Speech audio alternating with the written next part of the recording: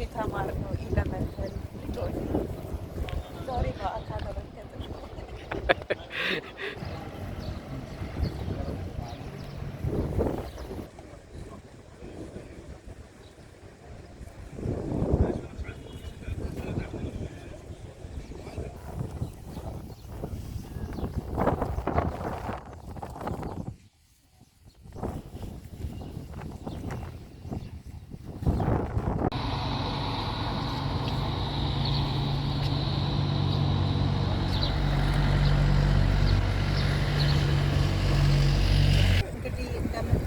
ጊዛ ሲፊኒክስ ያለነው ካይሮ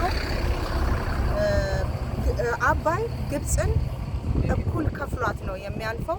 በስተ ምስራቅ ያለውን ለመኖሪያነት ሲጠቀሙት፣ ሁልጊዜም ከአባይ በስተ ምዕራብ ያለውን ነገስታቱ ለመቀበሪያቸው ነው የሚያደርጉት።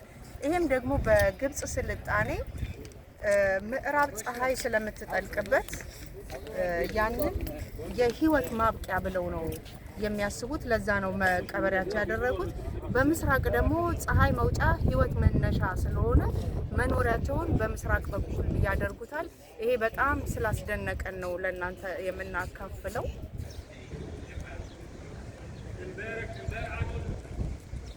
የቀደሙት የግብፅ ፈርዖኖች የሚሆኑ ህዝቡ ስልጣኔያቸው በጣም ነው የሚያስደንቀው። እያንዳንዱን ነገር ግዙፍ ነገር በመስራት ታሪክ ጥለው ነው የሚያልፉት።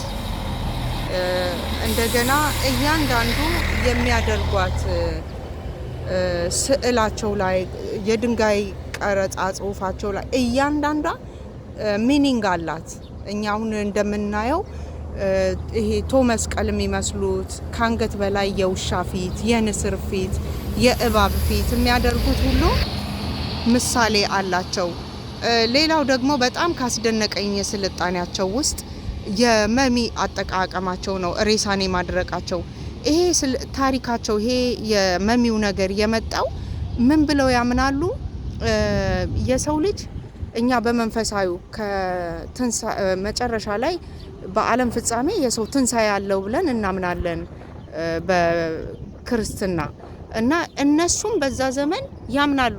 ነፍስ ተነስታ ተመልሳ እዛ ስጋ ውስጥ ትገባለች ብለው ስለሚያምኑ የውስጥ አካላትን በሙሉ አውጥተው በመሚ አድርቀው ከላይ የውሻ ምልክት ያደርጉባታል፣ ወይም ደግሞ የንስር የተለያየ ምልክት ያደርጋሉ። ነፍስ ገላዋን የነበረችበትን ባዲ ሳትስት ትገባለች በሚል ምክንያት ነው መሚው የተጀመረውና የሚሰሩበት። ይሄ በጣም ያስደነቀኝ ነው። ሌላው የንስር የወፍ ክንፍ አድርገው ከአንገት በላይ የሚሰሩት የዛ ሰው ቅድስናውን እንደ መላእክት ነው ብለው ሲሉ ነው። ብቻ በጣም ያስደንቃል። ግብጽን መታችሁ ስትጎበኙ ዲፕሊ እነዚህ ታሪኮቻቸው ጽሁፎቻቸውንም ማወቅ ብትችሉ ጥሩ ነው ብዬ እላለሁ።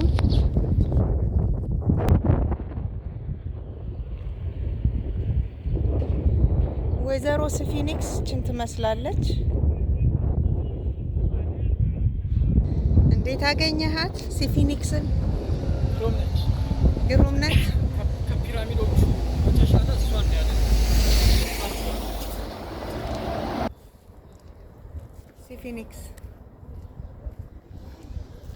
ጊዛዎቹ እነዚህን ይመስላሉ በቦታው ላይ ስትመጡ።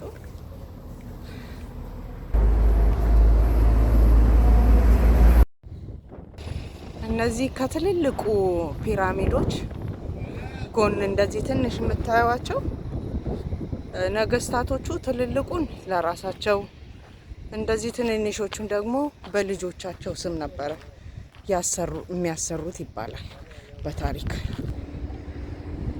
የሰው ጉልበት እንደዚህ በከንቱ አሁን ስንት ሺህ ዓመታት እንደፈጀባቸው ያለ ምንም ነገር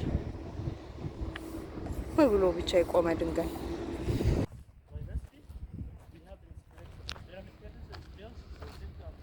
ላችሁ ከርቀት ትንሽ የሚመስላችሁ የልጆቹ ያልኳችሁ ፒራሚድ እንደዚህ በጣም ትልቅ ነው። ያው ድንጋይ ስለሆነ ነው ከሰባቱ አስደናቂ ሰዎች ከሰሯቸው ተብሎ ከተመዘገቡት ውስጥ የቀረበት ምክንያት በዚህ ምክንያት ነው።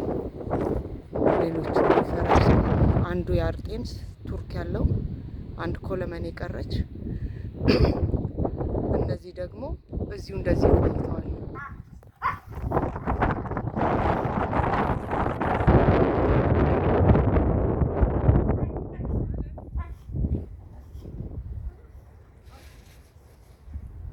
አንዳንዶቹ ውስጥ መቃብራቸው ሁሉ አለ። በሌሎች ቪዲዮዎች ስለምናሳያችሁ እዚህ ውስጥ መግባት አያስፈልግም። ያው አንድ አይነት ነው። ሉክሶር ሄደን ካየነው ጋር ነገስታቱ ይወዳሉ እንደዛ መቀበር። ሄሎ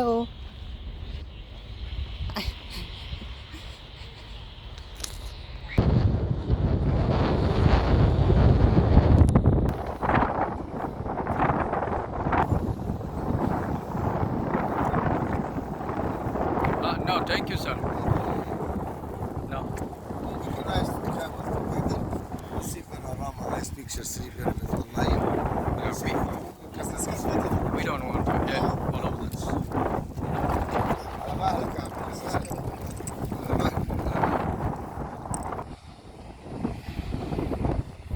ግመልና ፈረስ አዘጋጅተዋል።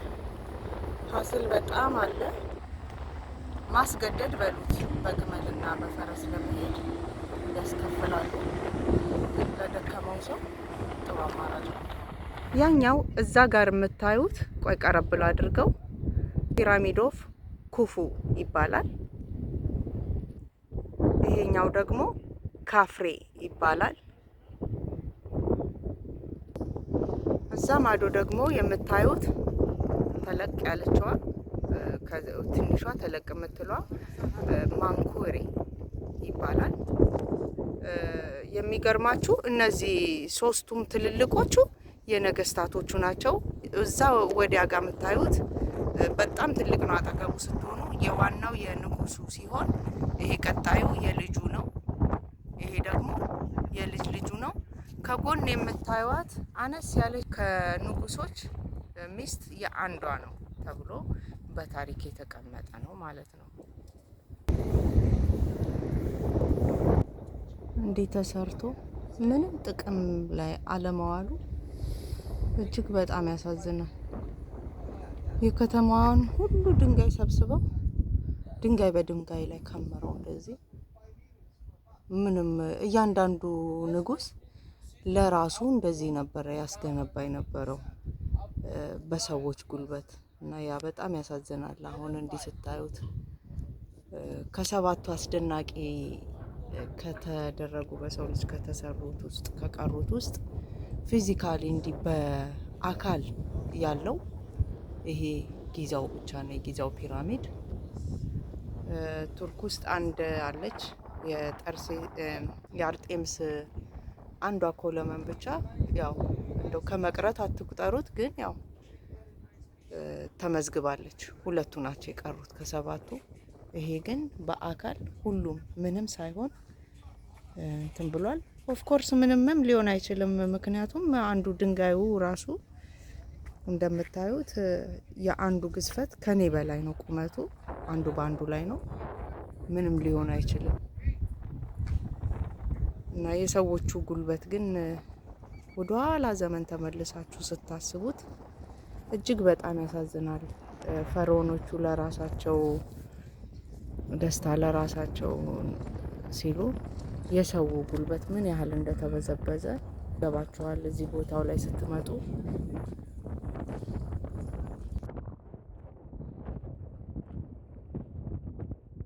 አንዱ ባንዱ ድንጋይ ላይ ከርቀት ትንሽ ቢመስልም እጅግ በጣም ግዙፍ ነው እና እንዴት አድርገው እንደደራረቡት አስቡት።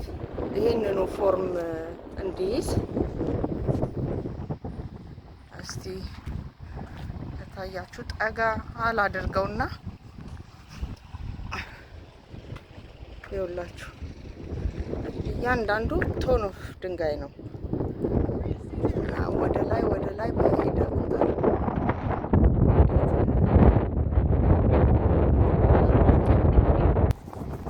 እዚህ መሬቱ ላይ እንደዚህ ተዝረክርኮ ወድቆ የምታዩት ይኸውላችሁ ከላይ እየተንከባለለ እንደዚህ የወደቀ ነው። በጊዜ ብዛት ይሁን በንፋስ ወይ በምን አላቅም፣ ብቻ እነዚህ እንዳለ መሬት ወዳድቀው ከፎርም ውጪ የምታዩቸው ከላይኛው የወደቀ ነው። አደጋ ነው ማለት ነው። እንግዲህ ይሄን የሚያህል ድንጋይ እዚያውን ሰው ቢኖር በቃ እንዴት ሊጨፈልቀው እንደሚችል በጣም ትልቅ ነው። ይሄ ጊዛውን ለመጎብኘት ስትመጡ ጠዋት ብትመጡ ጥሩ ነው። ጊዜው አሁን ጁን፣ ጁላይ፣ ኦገስት ሞር በጣም ሙቀታማ ወቅት ነው። አሁንም በጣም ሙቀት በረሃ ነው። 7 ሰዓት ነው የሚከፈተው። በጠዋት ስለመጣነኛ እግዚአብሔር ይመስገን ንፋስ ያዘለ ይኸው እስካሁን ግመልም ምንም ማለት ነው። በእግራችን ነው የምንሄደው። ልክ እንደዚሁ ከመጣችሁ በጠዋት ከመጣችሁ ጥሩ ቀን ይሆንላችኋል። ድካሙን ፀሐዩን በተወሰነ መልኩ ታልፉታላችሁ።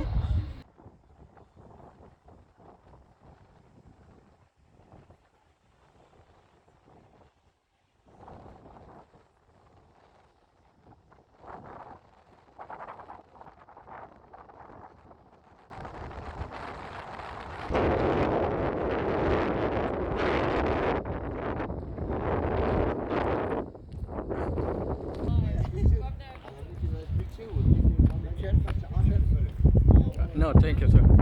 No. No, sir. Don't touch my. Thank you. No. No, sir. Goodbye.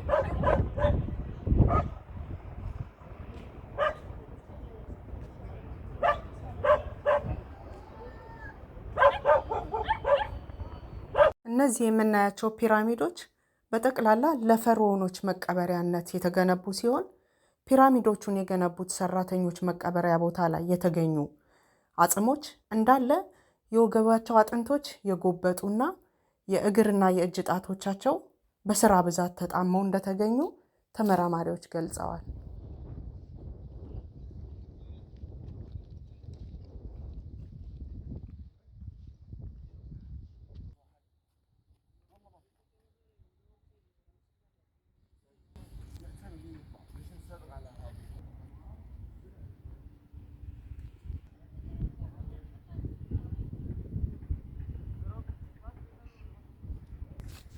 You can see the Naim pyramid.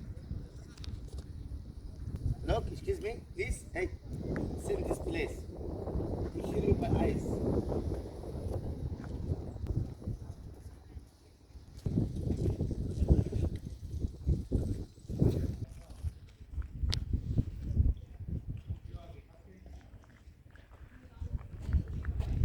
ተመራማሪው አዲስ ግኝት አገኘ። ያው ያንተን ቁመት ያክላል፣ እንደውም ይበልጣል። Thank you. Oh, you look like Egyptian brother. I took my Arabic. I am sorry. Thank you, sister.